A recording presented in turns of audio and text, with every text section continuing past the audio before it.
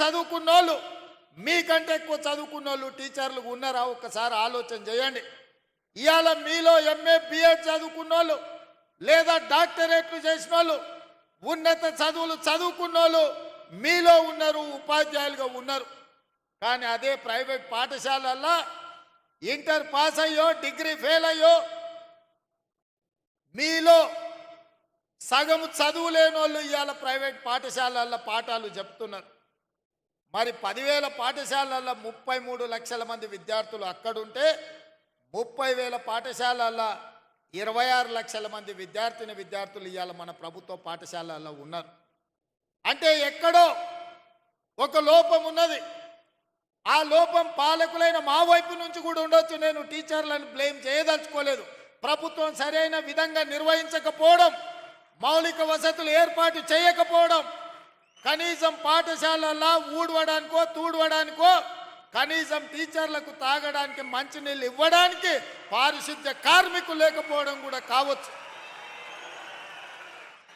ప్రభుత్వ పాఠశాలల గ్రామాలలో ఉండే ప్రజాప్రతినిధులు ఎండాకాలం సెలవులు వస్తే బర్రెల కొట్టంగా మార్చి ప్రభుత్వ పాఠశాలల బర్రెల్ని కట్టేసే పరిస్థితులు కూడా గ్రామాలలో ఉన్నాయి.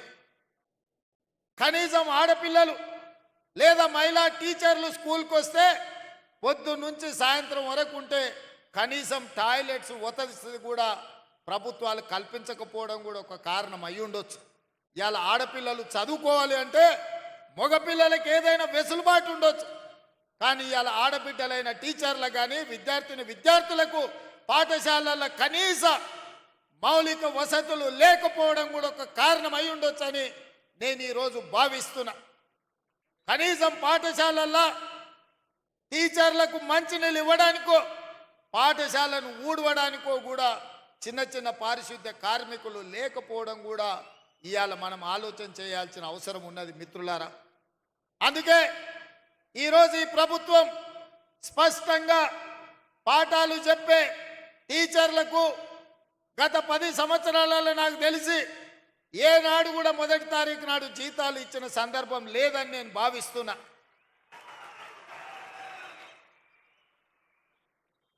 మీరు మీ పిల్లల చదువుల కోసమో ఇల్లు కొనుక్కోవడానికో కారు సైకిల్ మోటార్ లోన్ తీసుకుంటేనో ఏదైనా బ్యాంకుల్లో అప్పు తెచ్చుకుంటే మీరు ఇచ్చిన చెక్కులు సరైన సమయంలో మీకు జీతాలు రాకపోతే చెక్కులు బౌన్స్ అయిపోయి మీ సిబిల్ స్కోర్ ఖరాబ్ అయిపోయి బ్యాంకులు కూడా నమ్మని పరిస్థితులు ఇవాళ వచ్చినాయి, దాపురించినాయి గత 10 సంవత్సరాలలో.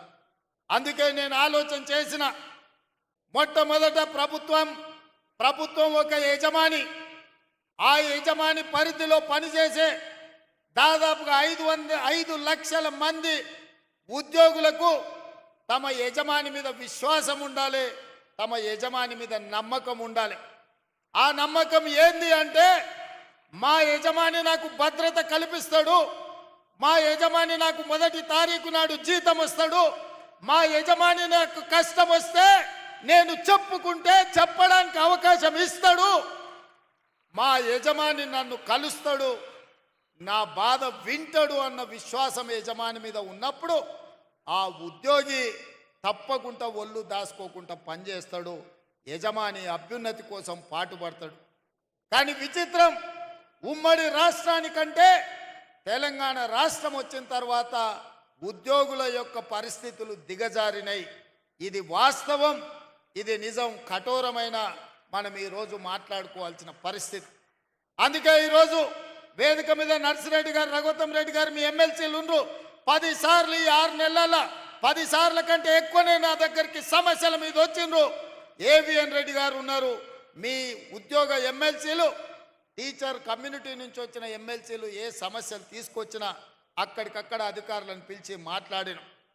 భిన్న అభిప్రాయాలు ఉండొచ్చు, రాజకీయంగా మా ఆలోచనలు వేరుండొచ్చు, కానీ వాళ్ళు తీసుకొచ్చిన రిప్రజెంటేషన్ మీలాంటి వేలాది మంది ఉపాధ్యాయుల సమస్యలు కాబట్టి వాళ్ళతోని కూర్చోబెట్టి మాట్లాడినాం, వాటిని పరిష్కరించాలన్న ప్రయత్నం చేసినాం. మా హర్షవర్ధన్ ఎప్పుడు కలిసినా ఏదో ఒకటి 317 జీవో కావచ్చు, ఉద్యోగ బదిలీలు కావచ్చు, మీ జీతభత్యాల సమస్యలు కావచ్చు, ఏదో ఒక సమస్య కోసం ఎప్పుడు వస్తూనే ఉంటాడు, అడుగుతూనే ఉంటాడు.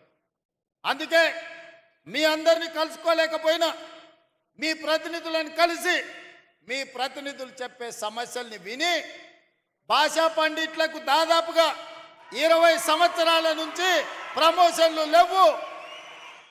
మిగతా వాళ్ళకు కూడా 10 నుంచి 15 ఏళ్ళ నుంచి ప్రమోషన్లు లేవు. పెద్దలు కోదండరామ్ గారు చెప్పినట్టు మా జీవిత కాలంలో ఒక్క ప్రమోషన్ అయినా చూస్తామా, చూడకుంటేనే రిటైర్ అయిపోతామని ఆవేదన చెందుతున్నారని నా దృష్టికి తెచ్చింది. బదిలీల విషయం మీకు తెలుసు. టీచర్లను ముట్టుకోవాలంటే ఎవరైనా భయపడతారు. తేనెటీగల గురించి మీకు తెలుసు కదా. తేనెటీగలు ఎవరి జోలికి పోవు, వాటంతటా అవి ఉంటాయి. కానీ వాటి మీద ఎవరైనా రాయేస్తే ఏం జరుగుద్దో మీకు అందరికీ తెలుసు. అట్లనే టీచర్లు కూడా అంటే నేను అన్నా బదిలీల విషయం అప్పుడు కూడా అదే మాట చెప్పినారు.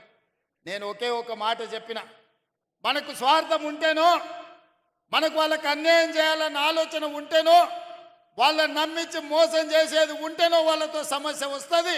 20 ఏళ్ళ నుంచి అపరిష్కృతంగా ఉన్న సమస్యల్ని ప్రమోషన్లను ఇవ్వాలి, వాళ్ళ సమస్యల్ని పరిష్కరించాలి. ఏవైనా సమస్యల పరిష్కారంలో చిన్న చిన్న కొత్త సమస్యలు వస్తే ఈ ప్రభుత్వం సావధానంగా వింటుంది. ఈ ప్రభుత్వం ఆ సమస్యలను కూడా పరిష్కరిస్తుంది. నా చిత్తశుద్ధిలో నా ప్రయత్నంలో లోపం లేనప్పుడు తప్పకుండా టీచర్లు అర్థం చేసుకుంటారు, ఆ టీచర్లు సహకరిస్తారని చెప్పిన మా అధికారులను అందరినీ, బుర్రా వెంకటేశ్వరం గారిని, దేవసేన గారిని, మిగతా అధికారులందరినీ పిలిచి చెప్పిన, మీరు అందుబాటులో ఉండండి, ఎవరు వచ్చినా మాట్లాడండి, మనం ఏ మంచి లక్ష్యం కోసమో వాళ్ళ కోసమే చేస్తున్న ప్రయత్నాన్ని వాళ్ళకి వివరించండి అని చెప్పిన. ఆ ప్రయత్నం విజయవంతమైంది. ఇవాళ దాదాపుగా 24,000 మంది టీచర్లకు, అదేవిధంగా గురుకులాలతో మొదలు పెడితే 30,000 మంది టీచర్లకు పైగా ఈరోజు ప్రమోషన్లు ఇచ్చినాం. 35,000 మందికి పైగా బదిలీలు చేసినాం. అందుకే ధైర్యంగా ఈరోజు వేలాది మంది టీచర్ల మధ్యలో ఈ రాష్ట్ర ముఖ్యమంత్రిగా ఎల్బీ స్టేడియంలో మీ కుటుంబ సభ్యుడిగా మీ దగ్గరకు వచ్చి నిలబడి ప్రతి నెల 1వ తారీఖు నాడు మీకు మీ జీతం మీ ఖాతాలో పడే బాధ్యత నాది, ఈ ప్రభుత్వం మీకు అండగా ఉంటుందని చెప్పడానికే ఇక్కడికి రావడం జరిగింది. ఇదే కాదు, మీ మంచి కోసం, మీ ప్రమోషన్ల కోసం, మీ బదిలీల కోసం ఈ ప్రభుత్వం చిత్తశుద్ధితో పనిచేసింది. ఇంకేమైనా చిన్న చిన్న సమస్యలు ఉంటే మా దృష్టికి తీసుకురండి, తప్పకుండా వాటిని కూడా పరిష్కరిస్తామని చెప్పి నేను ఈ సందర్భంగా తెలియజేయదలుచుకున్నా. అందుకే మిత్రులారా, ఈ ఆత్మీయ సమ్మేళనంలో రాజకీయం లేదు. ఈ ఆత్మీయ సమ్మేళనంలో ఏ రకమైన ప్రయోజనం ఆశించలేదు. ఒకే ఒక్క